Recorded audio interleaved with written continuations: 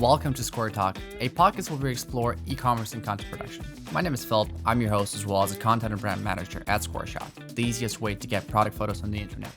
On the first episode, I speak with Richard Baranyai, and I hope I'm not horribly mispronouncing his last name. He's a very unconventional character. He came out of Hungary, and his entire moving to America story is very movie-like. We discuss the client-to-photographer relationship, how to properly guide the photographer, and how to give him the direction, but also not micromanage. We also talk a little bit about his favorite projects, and honestly, this podcast was so much fun to shoot that I hope you enjoyed listening as well. Well, let's get into the episode. Richard, welcome to the fourth episode of Square Talk. I know we had a few technical issues, but I'm glad we take care of them. So this is the first time I'm actually speaking to you in this length. And I think this is cool because not only I'm introducing you to the guest for the first time, but this is kind of our first official introduction. I've known you from the team the least, but Alex always spoke very fondly of you, and you said that you're the well-connected man in LA in terms of photography. So I'm really excited to hear your story, and your story is a little bit unconventional, and it's like out of a movie a little bit because you're an immigrant and you came to the US to pursue a dream. So I kind of want to dig into that before we explore any other topics. Can you tell me where you started photography in general and how you came here and why you're here right now? Of course. So I'm from Hungary. I grew up there. I did quite a lot of different stuff, mainly visual arts, like graphic design and drawings and some painting and all that stuff. And I used to work at the airport there for Hungarian Airlines, and they went bankrupt in, I think, 2011. Mm-hmm. And when that happened, I was there without a job, without a girlfriend, nothing holding me back. So I just decided to just leave, come to the US and start doing what I like, which is photography. I used to do, there were these like rehearsals at some theaters which are for the press, where you can go in as a photographer if they let you, and you can photograph what will happen on stage during the real shows. So there I could photograph people like Charlie Chaplin's granddaughter and people like that, because they were there. It was a theater where they just invited different groups from all over the world. So it was a really good start for me to start enjoying dealing with higher quality shows and people around that and everything. So I wanted to chase that dream, and I moved to San Francisco because there was a university which I had known about. It's one of the best photo universities. So it was a given that will be my route. And why Alex could say that I'm more or less well versed here in LA is because LA and San Francisco in these terms are not too far from each other. In terms of culture or just in general business wise? The market is a lot of people work in both cities who live in California, just because a lot of jobs require you to just, okay, we need a little bit more deserty scene. Let's go down to LA. We need a little bit more of the hills and the greenery. Let's go up to San Francisco and stuff like that. So even when I was working in San Francisco, I was there for 6.5 years, I guess. During those years, I've met so many people who are based in LA and they are just coming up like every 2 weeks to shoot something there and there and back. So even before I moved here, I knew a lot of people who are based here, which is good, I guess. It helps a lot. Especially in this industry. It helps a lot when we need to source something. It's like if I need a makeup artist, I don't have to go out and start from scratch because I know who to turn to. So it's a good thing. And how did you get to product photography in general? Because you said that, so you were shooting press photos for rehearsals back in Hungary, right? And so you moved, and how did you approach, or how did you get to actually shooting products? So how I got into products is because even with those rehearsals and everything, eventually it turned into me photographing dancers in the studio, and they're just playing around with lights, and that's something I really enjoy, and controlling the lights and setting it up like sometimes millimeter by millimeter. For the American viewers, it's 18th or 32nd of an inch by 32nd of an inch. It was always that thing that intrigued me, that okay, how to really control it. And one of my first jobs was working with this guy called David Hodges, who's an amazing product shooter. He photographs microscopic medical products mostly, which is the niche of the niche technically. And we're definitely getting into that. And I was just learning so much from him about how to light products and everything, that it was a really good start for me.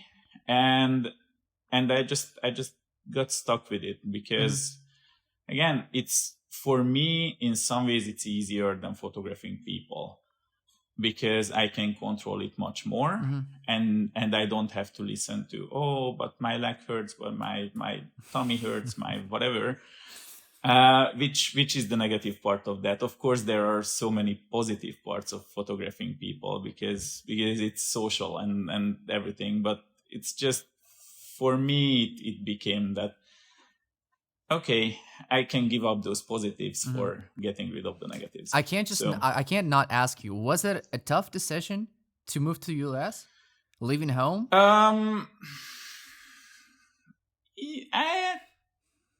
think in some ways it was because of course you pack up everything, and I literally moved with 2 bags, which everyone says that, yeah, I moved to the US with 2 bags and whatever money on my account. Yes, I moved with 2 bags. I had some money on my account, which is not the usual $300. It was a little bit more, but I couldn't have done more than like a half year in the US if I'm not getting a job and start to do something. So yeah, that was the start. And it is always hard, but I restarted like 3 or 4 times because from San Francisco, I packed up like 20 boxes and moved to New York. And I was there for 3.5 years. And when Squareshot hired me, I think Alex called me somewhere early January. And this is we have to mention for the guests, this is through Keith, who is a lead photographer in New York, who we also had a podcast. He was our second guest. So yeah, the connection happened through there. Yeah, because I'm good friends with him through motorcycles, and which is the really weird part. Again, it's like it's another movie thing, and yeah. So Alex calls me in, I think, January. What year is this? What year is this? This year. Okay, 2021 January. And he's like, so we are opening in LA. Studio, are you okay with doing it? And I'm like, yeah, of course. And he's like, so when can you be there? And I'm like, well, it takes me like a week to drive through the country. So 25th of January, I will be there. And he was like, okay. So I literally did that. Just threw everything in the car, drove through and started here. I mean, and we have to mention, after this call. We have to mention how many projects you had under your belt from big brands, which we're definitely getting into very soon. But I want to ask you this first. You mentioned that you began your career as a graphic designer. Do you think that any of that experience, that, you know, just working with the aesthetics in general, has contributed to you becoming a better photographer at the end, or definitely? No? What are some of the things? Definitely. Well, one is, I think my photography is usually, whenever it's more like group shots or hero images or something like that, it's always, I think, more graphic, like more of that really like engineered design in some ways. And the other part is the lighting and what I'm trying to achieve with lighting. I think my personal style is probably one of the most dramatic out of all the people I know. I really like playing with the shadows and lights and everything, and that definitely comes from that graphic design And then background. Anyone who has any experience with graphic design will understand the key thing about it is having a proper layout, right? When you're building things, the layout is the most important thing, right? And the contrast as well. So that's sort of like translates into, if anyone, we'll definitely link your images, your product shots even before Squareshot and in Squareshot, and you can definitely notice how much contrast and how well you're shooting in terms of like many products. And the cool thing, that's why I like the whole product photography part, because of that control I can get with the contrast, with all that stuff. I mean, one of my favorite shots that you did from while already working at Squareshot is for Mitch brand, right? The group shot of many bags together. It was very clear that was orchestrated, like it. And it was fun. How long did it take you to come up with that? He gave me, the time wasn't that long, but he gave me free reign on how to do the group shot. He was just like, I need a group shot. And I had all the bags here, and actually I just put everything there, like nicely organized and everything. And I'm like, there's still some negative space up there in the corner. I need to do something with it. And I'm like, well, I should throw a bag in there, so there's some movement or whatever. And then I'm like, okay, but I can't throw the client's items around here because it's for the art. Especially I'm like, it's for the art, but come on, it's I don't know how many hundreds of thousands of dollars worth of bag. Like maybe not ruin it.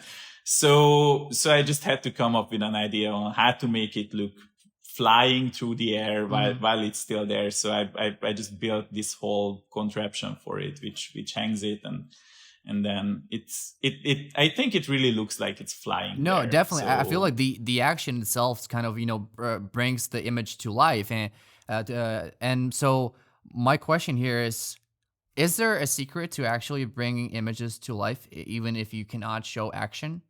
What is your approach to this? There might be. I don't know if it's necessarily a secret. I don't think it works with every kind of object, but try to find anything that connects in your head to movement. Like whenever an item is not grounded, but it's somewhere in the air, that suggests movement, because it either has to fall down at one point or has to fly through somewhere, or so that can help. But you still need something that shows grounding. So you have to show that relation between the item and something stable and not moving. The environment, essentially, yeah. Yeah. So that's one.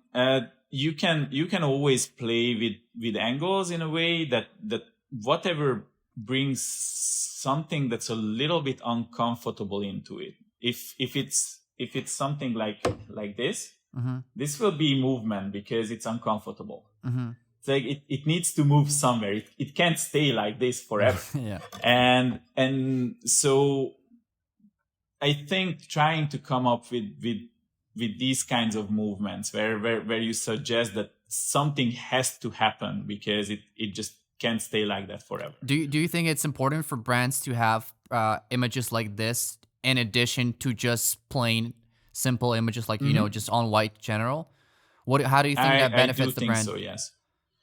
I think it does help a lot because this is what will bring in people's attention. There's so many product shots out there just on white background or gray or whatever, just the normal product shots, flat lay, anything, that you need to have something that catches the eye of your customer. There needs to be something that shows a little bit more about who you are as a brand. It doesn't necessarily have to be like this kind of uncomfortableness. It can be with colors. If your brand is young and fun and hip and whatever, then yes, it will be something like this. If it's something like suits and more of that elegant, like gentlemanly or ladylike things, then you have to come up with something in those realms that will just take it out of the usual, okay, we shot this suit on white background and that's it. Because that's a representation of how the product will look like, but that doesn't give that much about what the your context brand around is it. all about. Yeah, Yes. Makes sense. And so more that lifestyle-ish stuff, I think, which helps understand your customers, who you are and why they should buy your things instead of someone else's. And then you mentioned when you're talking about the Mitch brand, right? You said that they gave you like a sort of like a free go, let your creativity flow. Do you like that more, or do you like for the client to give you a clear vision where to head and then how to shoot? I like if they give me some direction, but then they let me roam free in that direction. One of my scariest ever things was I was in the university back in Hungary. I was learning communication and cultural management, and they gave us this amazing opportunity to just manage an event series for one of the biggest theaters there. And they were like, you can do anything you want. And that was the worst thing they could have said, because everyone just got into a shock. It was like, just imagine these 18 to 22-year-old kids, and you get the opportunity to do a whole event series for the best known music theaters in Hungary, and you're just sitting there like, I have no idea what to do. It's like that there are routinely people from all around the world there. Who do I call? What do I do? It just fell apart in a week. We couldn't do anything because it was too much freedom, not any direction. But if they say that, okay, you have to go in here, talk to this person, that person, that person, that person, then that beats the purpose as well, because then you don't have any free ideas on okay, what if we do it this way or that way? So you need some kind of a direction, and then you need some kind of creative freedom in there. So set up the brand, and then take a step back. Don't overly micromanage, and allow the photographer to bring himself into the into the product, into the photo. I think that's a good translation of what I was babbling about. No, so I like, to me, the client to photographer relationship is very interesting in general, right? Because essentially, so there's a trust that has to be built, right? But at the same time, if a client comes unprepared, then you might as well just be, you're not going to represent the product as well as if the client came in and had like a clear objectives and stuff like this, because they have to understand the product to understand what attributes to like showcase and stuff like this. So can you tell me? Well, not just them, even we have to understand the product to be able to, even if they give us really direct directions, like really strict directions, I need to understand the product to be able to do anything with it. And what is your process? T-shirts or anything. Well, my process is, I think everyone's process in the company is the same with how objects come in and get in front of us when we start photographing them, which is something comes in the door, we open up the box, if it's clothing or anything like that, we start hanging them up, and then once you touch it, once you feel it, you start understanding what it is, what kind of material, what can you do with it, where it goes and everything, how the tailoring works on it. It's like there are some items which are much better tailored. Of course, they are easier to work with usually. But you have to understand what you can do with that product to get to where you want to get it. Sometimes we will advise that you should photograph this product as a pin and hang item or a ghost mannequin, because it won't look any good on a flat lay table, no matter how we try to style it. Same, sometimes it won't look anything on a ghost mannequin. You need to get it on a flat lay table. So you try to understand what's going on with the item and how it fits into the photography process. And then you can go from there. And this is just for what I said is even more for the easier items. Whenever you have to set up like bigger group pictures and everything, then the other thing that comes into play is just figuring out the relationship between the items, how they could communicate to each other, kind of. And then what else you can add to it. Like there are items which I can add a little crystal to, or this or that, and then it will work together. Some you can't, because it's a way different styling, how the product looks, how it feels and everything. You might need to go down to the garden and get a huge stone, and then it will work together. It's that part, I think, is more like what a stylist would do. Yeah. And not that much necessarily the exact photography part. It should work together. Yeah, in a tandem. And then we can get to the point where we have the shoots where we need to have a stylist on set and this and that, because it just gets out of hand for one person or a photographer and an assistant. It's not enough. And then that's it. What are the key barriers in your opinion that stand in between you and the desired outcome, especially in terms of like communication or preparation, or understanding the challenge? I think it is preparation. It is a lot of times I don't think clients understand their own product, or they understand the product from a different standpoint. They understand how it's made, what manufacturer is the best to make it happen for the price point, and how they can sell it, but they don't understand how they move or work under certain lights, how they behave if we start to style them. So I think a lot of times that's one of the problems, that they have an idea that, oh, my product should look like that because I like that picture, but they don't understand that product is way differently made.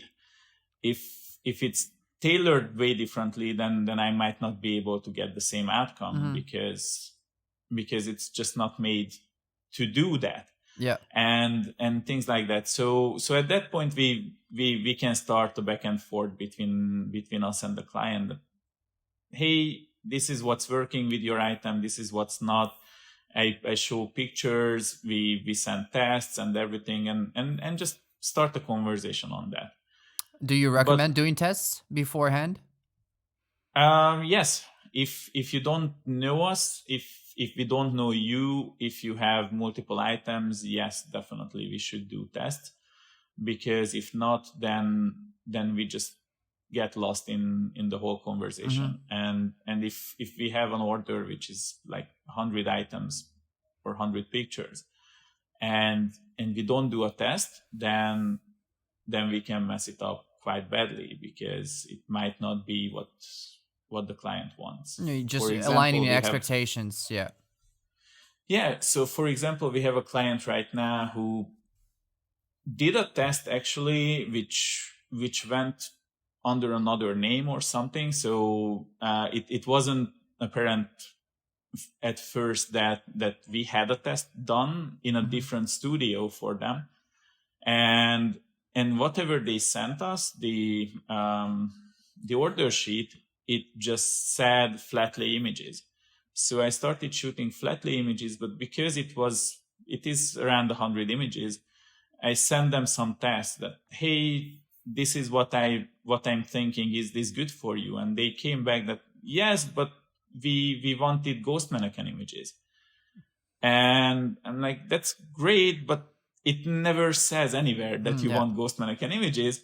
And they told us that yes, but we did the tests with ghost mannequin images. And that's when I found out that actually Keith shot ghost mannequin images for them in New York under a different name, and now they never communicated that to us during this process, and that was, I think, like 5 or 6 images before, and now we're at 100, and actually what they sent us is different sizes and everything. So with Ghost Mannequin, it won't even work that nicely.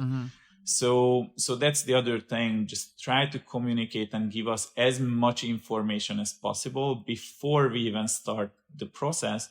And we are trying to ask as many questions as possible as well, because that's how we can start from a really good point, where everything is worked out before we even start shooting.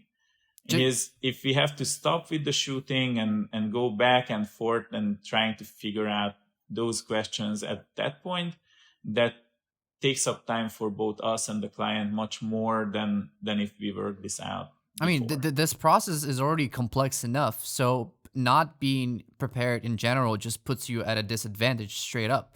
Right. And we even wrote an article about this, and it goes like in depth about, the entire preparation process. And one of the things that it highlights is that as soon as your product becomes, is spotlighted by like a macro lens and, under the lights, everything, it's a completely different product, because now every single scratch or every single inconsistency is right away, displayed. So one of the things that I believe the clients can actually do to put themselves in a favorable position is actually, investigate their products, their fabric, the materials, and as you mentioned before, how they're styled, because then not only you're learning more about your product, for the future, you're also aligning the expectations with the studio as well, right? So then when you're on the same page, you're getting a completely different result, because, as you mentioned, some things just can't be styled in a way because the fabric won't allow that, right?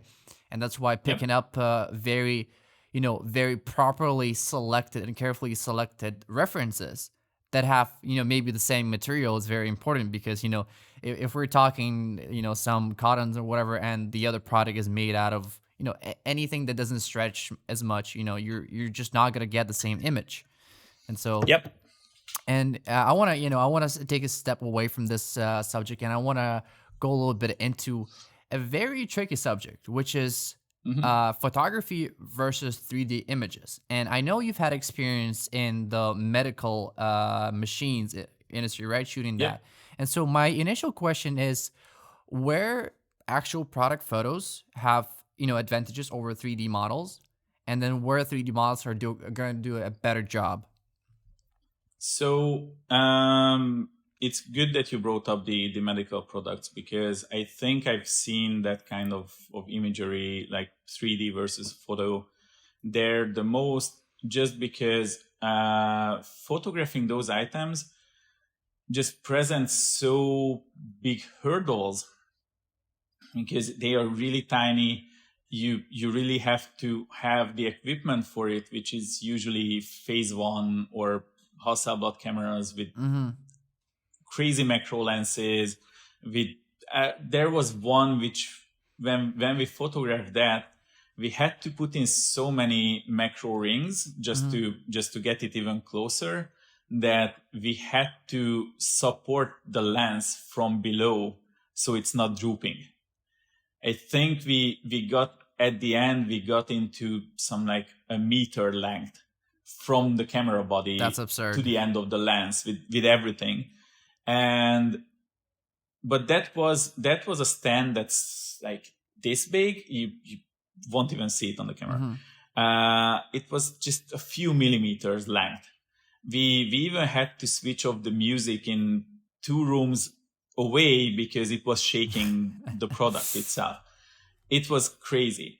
And with those things, yes, you can get ahead with just doing the 3D images, because it's easier in some ways. You can just recreate the models, because they initially have 3D renderings of how it will look like before they start the manufacturing process. So you can work with those.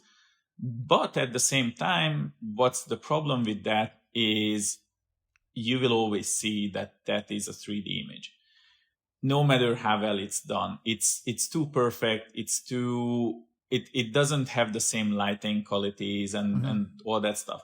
So if you want to show how the product actually looks like, if you want to show that when we are manufacturing it, it's done this precisely, then the best thing to do is to hire someone who knows how to do it in a photo, because you will see all the manufacturing marks on it. You will see all that stuff, which is just like adds that much more life to it. I think the big point here as well is that probably doing renders for things when you have to use phase one and a lot of macro lenses and macro rings. At this point, it's more affordable to actually create a render, right? Because then you have the environment. I think at that point it becomes kind of the same price, and it's your decision which way you want to go, because even then creating a professional rendering is quite expensive. But yes, it does give you a lot of control. It does give you a lot of control around the product itself. Like the reason why I don't know if people know that, but Apple stopped shooting their products. Right, they moved completely from product photography, and I know that some of our photographers actually shot products for Apple before, right? And then they moved to renders, which is like so it's kind of, I mean, obviously Apple at this stage can afford it. But I believe that the reason they do it is because they have an ultimate control over their product now, and they can do as many angles, as many shots as they want. And with Apple, it is a different question too with security, that they are so stuck up on not getting any information out of their products before it gets released, that they can control it much more who sees the product than, because I've been in some Apple shoots as well as one of our other photographers who actually used to teach product photography at the university where I was. That's crazy. What a coincidence. I've never met him when I was at the university, because he started there a few years after I finished. So it was just like weird. But so Apple is really, really strict with security. You can't bring in anything, you can bring out anything. It's a crazier security search and everything than on any airport or anywhere else I've been so far. It's just insane. Yeah. I mean, back in the day, I was on one of the Apple shoots, which we shot in Kiev. We were shooting the watch. I think it was Series 3. And the amount of NDAs and everything that you have to sign in order just to be on the stage is crazy. And the product itself is being delivered as if it's a movie. Right, it's being delivered in a suitcase, and it's only there for just the shot, and then it's gone. It's like, it's just crazy stuff. Oh, it's insane what they are doing. It's really crazy. In some ways I really like it because it gives it that it's spy movie and everything feel, but in some ways it's just like, man, really? It's a phone. I mean, when the competition is that steep, you kind of have to go to lengths to do it. At that point it is, So I want to ask you this. What is the project in your eyes that put you on the map, and sort of, after that you were like, okay, this is kind of the turning point. I know that I'm good, and I know that, going forward is going to be much easier for me to get gigs. Can you even recall that project? I can recall a few projects. I think what would be the one where I was like, yes, I know I can do this real good and everything, that was the Don Ramon shoot. So Don Ramon Tequila, right? Which is exactly. We're a pretty renowned brand at this point, right? Yep. And they are, at that point, I think that was when they entered the US market, when I did the product shots for them. And that was just before COVID hit and everything. So it was it was a weird time anyways. Mm-hmm. And I used to work with the girl who did the marketing for that before on way different projects, not even photo related. It was usually like pop-up stores and building backgrounds and stuff like that. And she knew I'm a photographer, so she asked me if I can do that, and we started to work on that. And what exactly what was the set goal for that shoot? The set goal for that shoot was she brought me some example images on what she would like to see. She showed me another photographer's work who she knows, and she said that she wants to mimic kind of that style, which is actually close to my style anyways. And just get those images for, I think in the first round we photographed 6 bottles. They're most expensive, crazy bottles. They have Swarovski crystals all over them, and they are like really, really limited series, like 1 of 1,000 bottles and stuff like that. It's really high end, and they wanted it on black background, like really dramatic lighting, whatever I usually like to do anyways. Yeah. So it was a good match of, I think, of the description and my skills and everything. So we could start from there. And were there any challenges along the way? Oh, I mean, yeah. Just in general, shooting bottles, right? When you're working with glass, that's a whole different world. That's one, and then when you add the Swarovski crystals all over the bottles, then that becomes a nightmare. And because they are so limited, for 3 of the bottles, because they release these limited series tequilas every year, and we had 1 year done, and the next year we only had the bottles done. They weren't even filled up with the tequila at that point yet. So what happened there is that we got the bottles, we had to match the liquid in them to be able to photograph the whole thing. So it was quite an adventure. Shoot. Was there like a strong retouching team involved as well? Was it someone outsourced? Oh, you were the one doing it. Yeah. So, which is, kind of great because right now it's, I think I've spent more retouching time on it than shooting time. Like, I think the shoot for those 6 bottles went for a whole day or 2, because we had to create white background images, black background images, this, that. So it was quite a lot of stuff to shoot anyways. And then after that, I spent more than 2 weeks on the retouching.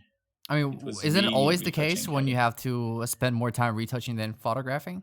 Not necessarily. It depends on the lighting you use. It depends on the products and everything. I mean, and how much post-processing you need. Yeah, and what you want to achieve and all that stuff. But because these are real high-end advertising images, they needed to be at that level. So it was just like insane amount of retouching. Well, would you say that, I mean, right now, the whole business prospect of Squareshot is that the photographers are not retouching images, right? As soon as you finish your shots, they're being sent to a retouching team and they take care of it.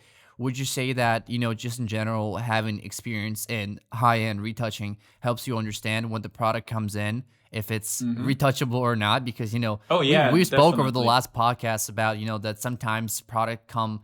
And, we have to understand that because we are so early at the production cycle, the time to market stage, we often get samples, right? And samples are never in the perfect shape, right? Oh, yeah. So would you say that it kind of gives you an idea of like, oh yeah, I cannot shoot this product? And how often does this happen? I can't say how often, because I think because I have so much experience in retouching, actually, I used to retouch e-commerce stuff too, and everything. So I've been on every stages of this, what we are doing here. So because of that, as I see something in my brain, it already starts to put it like, okay, to shoot this way, it takes 15 minutes. To retouch it from there, it takes another 20. Good. So I have 35 minutes if I do this way in total work time. If I do it differently, then I spend 25 minutes on shooting it. It still takes 20 minutes to retouch. Then it brings it up to 45 minutes. If I shoot the third way, it takes me 25 minutes to shoot it. It takes retouching 10 minutes. Then we are back at 35 minutes. I know that our retouchers, in that case, maybe more overworked or something. So I will go that route because, but I think. So let me reiterate really quick. So you're essentially choosing the favorable sides based on, what the condition your product is in, right? To ensure that you're gonna spend more time, just deliver the project earlier. Yes, I'm usually choosing the way I have to style or photograph something, or how much time I put into it here in the studio, based on how much I approximate how much the whole time spent on that one image will be, including my shooting time and the retouching time. I think I'm the only one who does that in the company, because the others are more photo experienced. So I'm not sure if they can approximate that closely by the time of the retouching as me. But the question was how much my retouching time. It makes sense. So for me that works that way. I think for the others it's more like they try to do the best in version photo in that sense that to get it to a point where it's the least retouching time, even though it might take them more time to photograph than how much it would take in retouching to fix that one small thing. And this is kind of also brings back to the point that we discussed before this is, one, if you're especially working with samples, right, and you have multiple products, make sure you choose the best one, because not making that decision is going to cost you money initially, because retouching can't fix everything, but if you're doing that, you're going to have to pay essentially. So that's kind of every decision that you make prior going to a photo shoot, right? Every good decision that you make actually saves you money in general. And this is also because people don't come in with Apple budgets, right? They come in with limited budgets most cases, and understanding the product also kind of helps you to make the most out of your money, right? Because that this product, and this is something that we do quite often when we recommend which angles are going to help them. But understanding that your accessory, your bottle is supposed to be photographed in two ways, which is a close up and a general master image, already kind of helps you to estimate your budget and everything. So it's just it brings back to the point how much the preparation itself is just fundamental. It's not an option. You have to make that decision. I think the more time you spend in preparation, it comes back exponentially in the whole process of creating the images and using them, and how much money you will get out of it at the end. Because of course, if you prepare well, if you have the better items for us, then we can give you better images, and better images will sell more products. So that's just. I mean, just to summarize it, input equals output, and sometimes you can essentially it grows exponentially as well. Yeah. And definitely. I know that there is a project, and we spoke about this prior to the podcast, that you hold very dear, specifically because you're a big fan of motorcycles. And tell me if I'm pronouncing this right. It's a BAAK motorcycle project. So exactly. How did it feel having your passion, both of your passions essentially, be connected together, and what was the project like?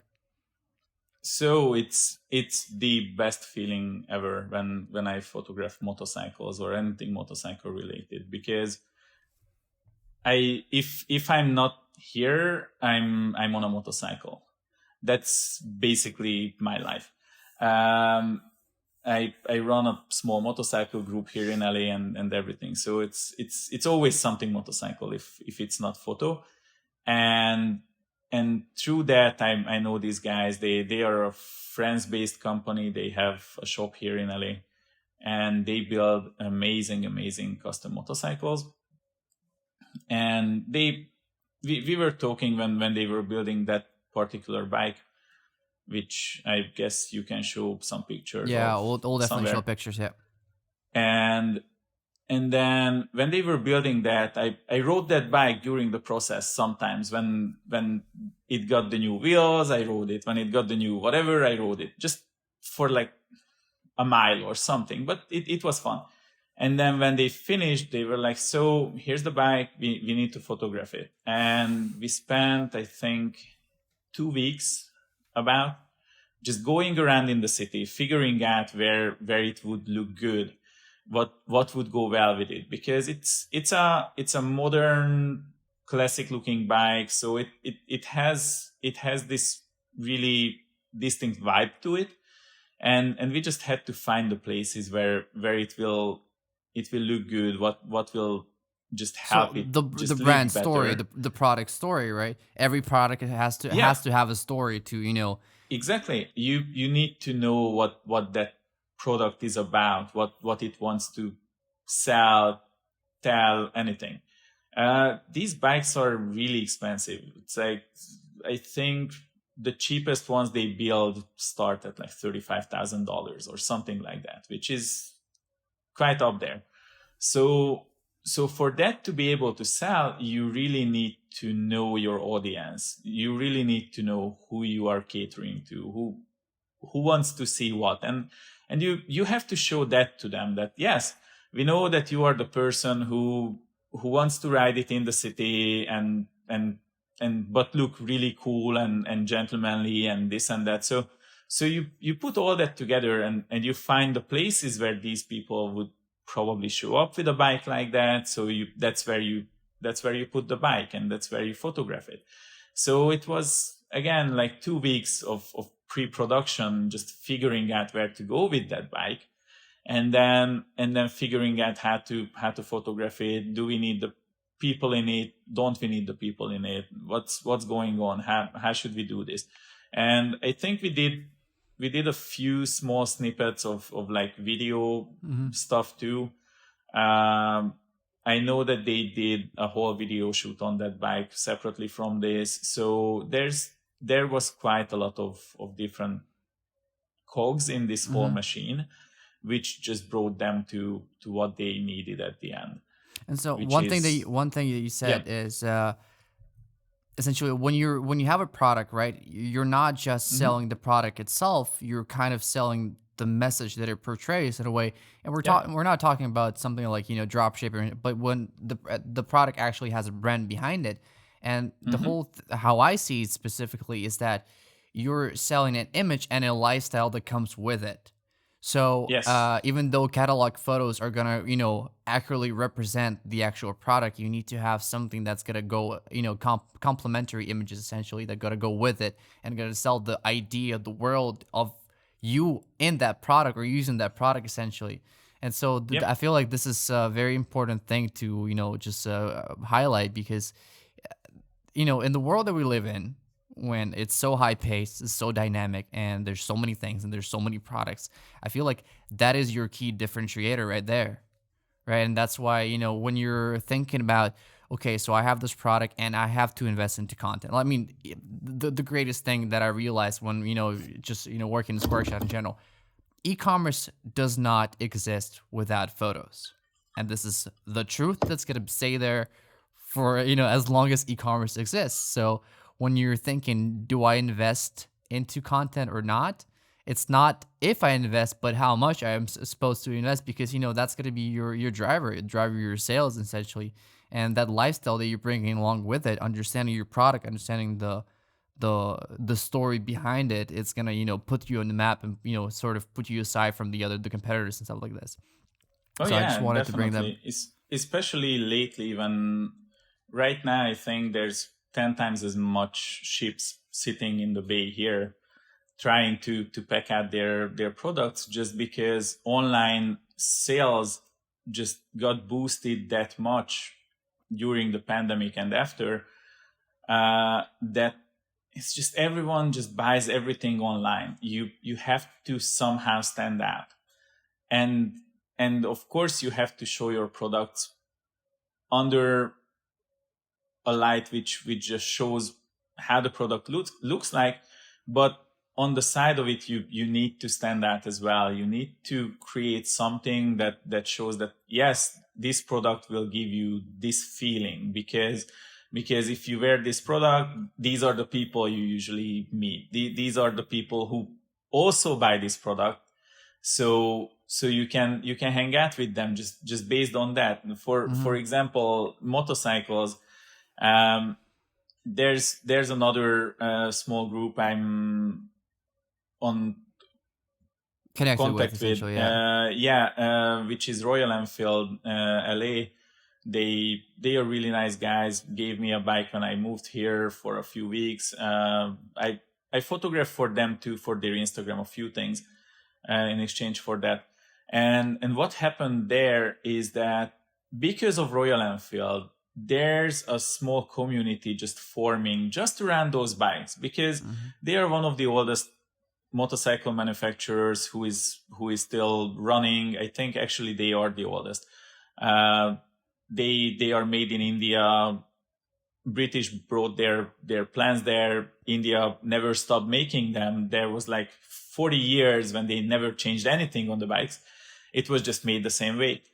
And what happened there is, you go out on a Royal Enfield, someone will stop you on a Royal Enfield, and they will be like, "Hey, I see you have the same bike. It's so good." It's like, a community. Oh, it's right India away. made it. It is a community right away. If you can show that, if you make leather jacket, you put that leather jacket on someone and put that person on a Royal Enfield, anyone who has a Royal Enfield will see that picture. They will be like, "Oh yeah, that's a really cool jacket. It goes really well with the Royal Enfield. I want that."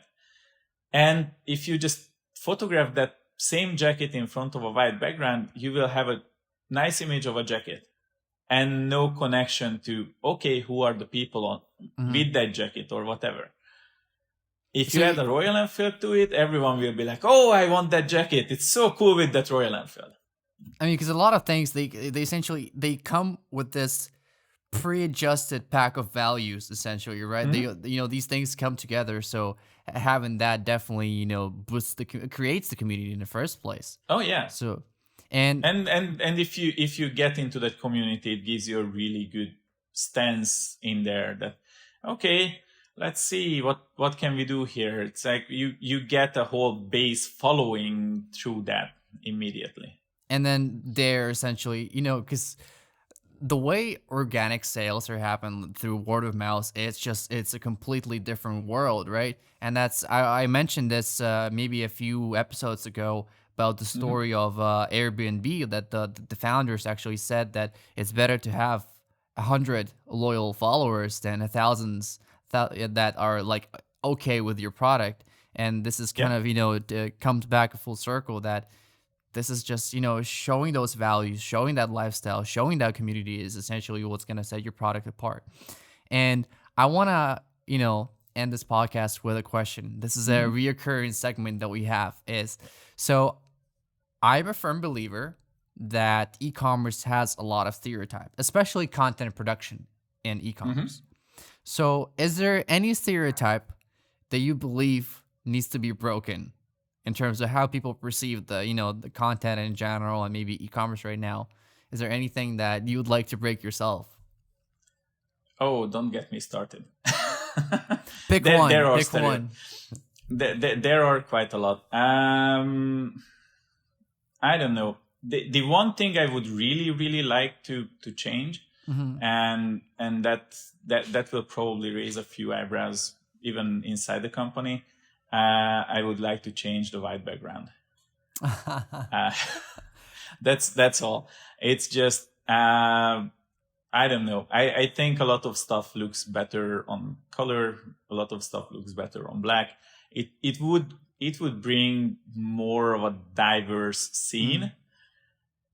It would let people choose better on, okay, I think my t-shirts are, if they have like only black t-shirts and on the black t-shirts they all have like metal music bands or whatever, then shooting that on a white background is a little bit like off. No, I definitely agree with you. So but I know that it's kind of a necessity because that's how the web pages work. That's what goes Amazon, easier and this Etsy. and that. I mean, we live in a world where Shopify sort of made just in general e-commerce possible in a way. Exactly. Right? So that's that I think we would need more diversity in that. But of course, the whole weight of the industry is just on it. So it would be really, really hard to change that. I mean, hopefully it happens. Richard, I am very, very grateful for you to come to our podcast. I feel like coming out of this, I know you much better. I was very excited to hear your story. Cool. And I mean, we're doing a second season. We're finishing, I think this year, we're finishing up with 8 episodes of the first season. And so I'd be very, very happy to have you on again, hopefully very soon. And so I wish you, a great rest of the week. And, we're definitely putting up your links, and we're definitely, putting up those pictures. We'll do footnotes as well on our blog, so check that out. So just, have a great shooting day. Cool. Thank you so much. Thank you. Bye. Have a good one.